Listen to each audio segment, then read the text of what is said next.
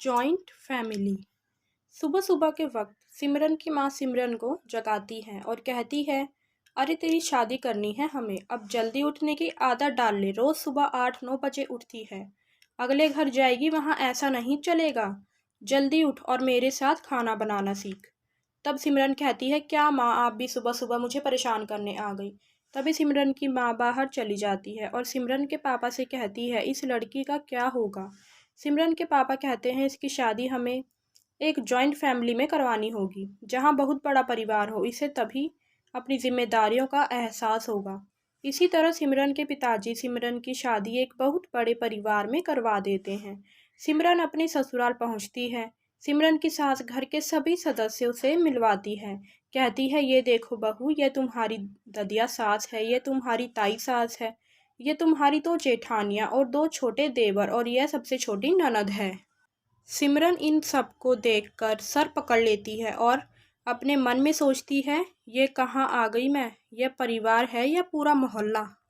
इसी तरह सिमरन अपने कमरे में जाकर अपने पति से कहती है कि मैं अलग रहना चाहती हूँ, मैं इतने बड़े परिवार में नहीं रह सकती।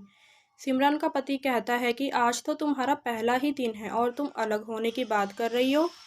अभी तुम्हारा पहला दिन है, इसलिए तुम्हें ऐसा लग रहा है, बाद में आदत हो जाएगी। ऐसा सुनकर सिमरन गुस्से में अपने बिस्तर पर जाकर सो जाती है। अगले दिन सुबह 6 बजे सिमरन की जेठानी आती है और कहती है, अरे देवरानी जी, अभी तक सो रही हो, उठ जाओ, 6 बज गए हैं। फिर सिमरन कहती है, अरे दीदी, अभी तो 6 ही बजे हैं, इतनी जल्दी क्यों उठा दिया मुझे। तब सिमरन की जेठानी सिमरन को बताती है कि आज तुम्हारा पहला दिन है तो तुम्हें रसोई बनानी है, आज पूरे परिवार के लिए खाना तुम बनाओगी। तब सिमरन कहती है, क्या पूरे मोहल्ले के लिए खाना बनाना है। तब सिमरन की जेठानी कहती है, पूरे मोहल्ले के लिए नहीं, हमारे परिवार के लिए बनाना है। तब सिमरन धीमी आवाज़ में कहती है, तुम्हारा परिवार किसी मोहल्ले से कम थोड़ी है। सिमरन की जेठानी कहती है, कुछ कहा तुमने।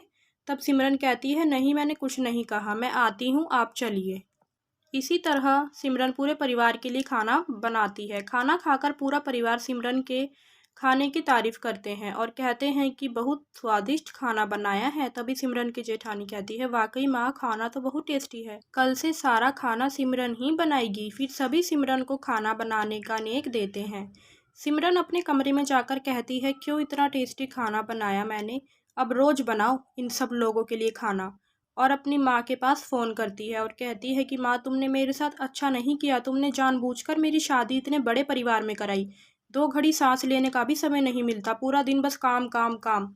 तब सिमरन की माँ कहती है, हमने तो तुझे अपनी जिम्मेदारी का एहसास कराने के लिए जॉइंट फैमिली में शादी कराई थी बेटा, अब अपनी घर गृहस्थी संभाल।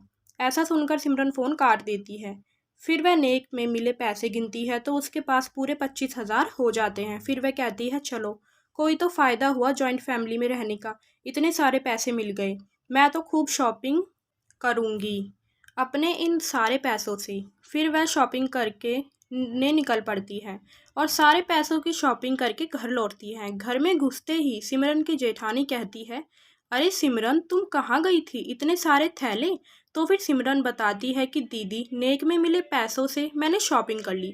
तभी सिमरन की जेठानी ज़ोर ज़ोर से चिल्लाती है और सबको बुलाती है कि अरे माँ, बड़ी माँ, जल्दी आइए, देखो तो सही, सिमरन हमारे लिए शॉपिंग करके आई है। फिर घर के सभी सदस्य आ जाते हैं। सिमरन कुछ समझ नहीं पाती। फिर सिमरन की जेठानी कहती है, माँ देखो, सिमरन हमारे लिए शॉपिंग करके आई है। सिमरन को यह सुनकर शौक लगता है।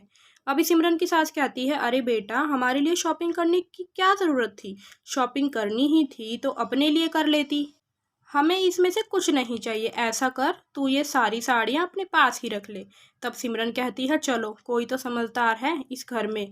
तभी सिमरन की सबसे छोटी ननद कहती है, अरे वाह भाभी, आप तो ये छोटी ड्रेस मेरे लिए ही लाई होगी ना, मैं ही इसे रख लेती हूँ। फिर सिमरन की जेठानी कहती है, अरे माँ जी, सिमरन हमारे लिए इतने मन से ड्रेसेस कपड़े लाई है, हमें रख लेने चाहिए। तब सिमरन की सास कहती है, हाँ बड़ी बहू, तू ठीक कह रही है, चलो हम सब रख ही लेते हैं। तभी सभी लोग साड़ियाँ आपस में बांट लेते हैं और सिमरन के पास कुछ नहीं बचता। सिमरन अपने कमरे में जाकर गुस्से में बैठ जाती है। तभी सिमरन का पति सिमरन से कहता है, अरे तुमने सबके लिए शॉपिंग करी, मेरे लिए कुछ नहीं लाई। सिमरन अपने पति को इतने गुस्से में देखती है कि वह कमरे से भाग जाता है। इसी तरह कहानी समाप्त होती है। तो दोस्तों, आपको हमारी कहानी पसंद आई है तो प्लीज़ इसे लाइक करें और हमारे चैनल को सब्सक्राइब करें। धन्यवाद।